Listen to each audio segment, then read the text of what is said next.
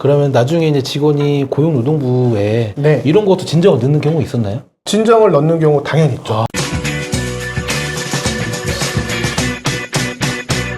혼자하면 생고생, 함께하면 성공개원. 성공닥터는 원장님들의 성공적인 개원을 줬습니다.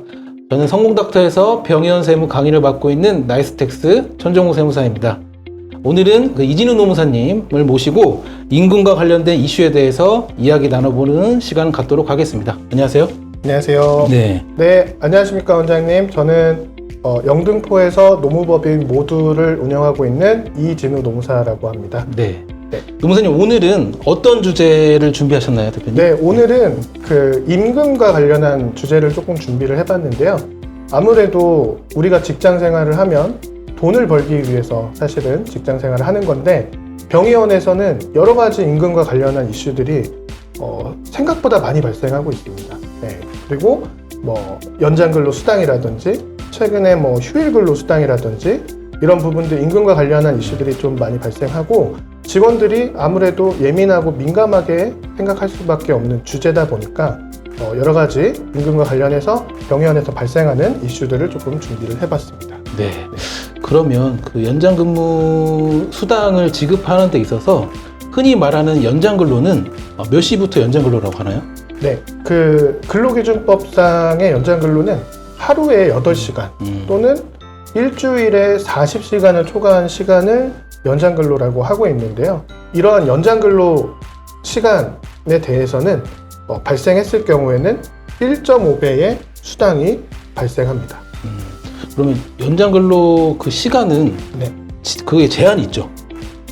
일주일에 12시간까지 연장근무를 할 수 있는데, 보통의 병의원에서는 오프를 부여하면서 주 5일을 하시기 때문에 일주일에 12시간에 대한 제한은 생각보다 제한을 받는 데는 생각보다 많이 없고요. 네. 주 6일 하는 데들이 조금 있거든요. 정형외과나 내과 이런 데들은 그래도 최근에는 반차라든지 이런 거를 주면서 조금 낮추고 있긴 하지만, 예전부터 주 6일 근무하는 데도 있었는데, 그러니까 일주일에 52시간까지만 가능한데 그 시간을 넘는 경우도 가끔은 있을 수 있거든요. 근데 최근에는 많이 없어지는 추세입니다. 넘게 되면 연장근로 수당을 지급하면 근로기준법 위반 아닌 건지.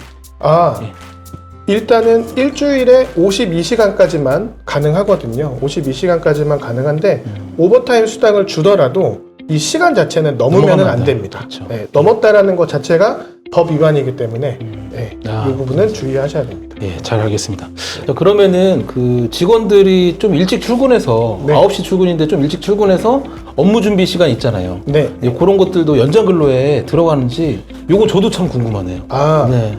보통은 출근 시간보다 일찍 온 시간은 연장근로라고 하지는 않는데요. 왜냐하면 개인에 따라서는 차가 막히는 시간을 피해서 조금 일찍 출근하시는 분도 있을 수 있고, 지하철이 이렇게 사람이 많은 거를 나는 싫다 해서 조금 일찍 출근하실 수 있는데, 이 시간은 사업주가 일찍 출근하라고 시킨 거는 아니거든요. 네, 그렇기 때문에 일찍 온 시간은 원래는 연장근로에는 해당하지는 않습니다. 근데 병원의 경우는 조금 다른 게 진료 준비를 좀 하시거든요.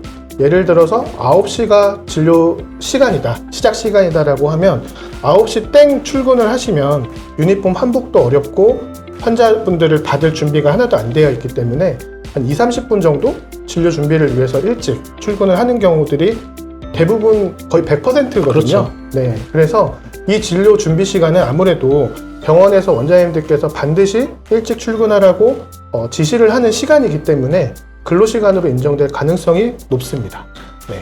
또 이게 애매하네요. 가능성이 높다. 네. 그러면 나중에 이제 직원이 고용노동부에 이런 것도 진정을 넣는 경우 있었나요? 진정을 넣는 경우 당연히 있죠. 네.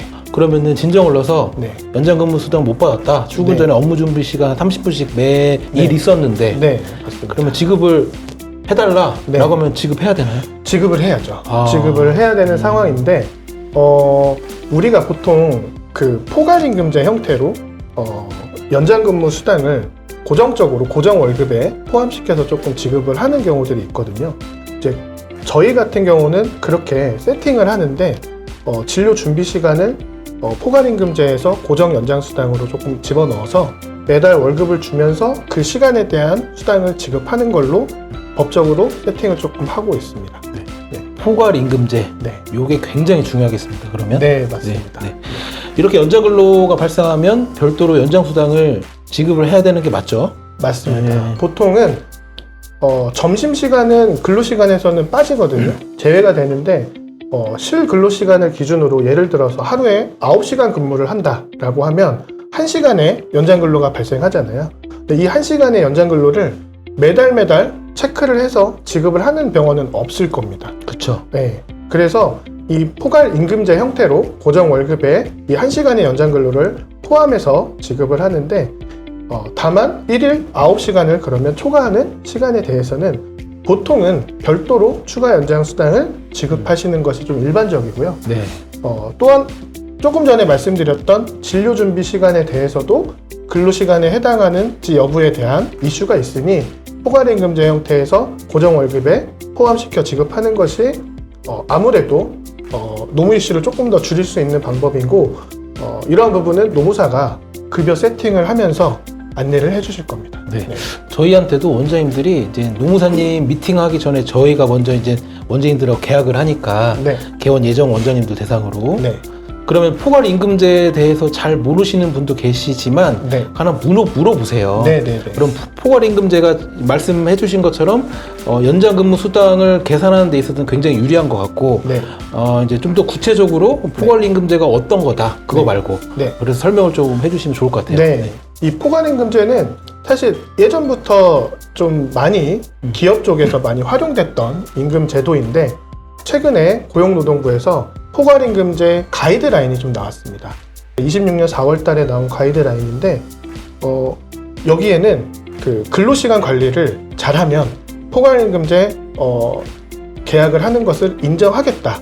네. 원래는 그 포괄임금제 폐지 이런 맞아요. 얘기가 조금 많이 있었잖아요. 본 것 같아요. 네. 근데 최근에 고용노동부 가이드라인에서 나온 걸 보면 이 포괄임금제에 대해서 어떤 식으로 운영을 해야 합법적인 걸로 인정을 하겠다.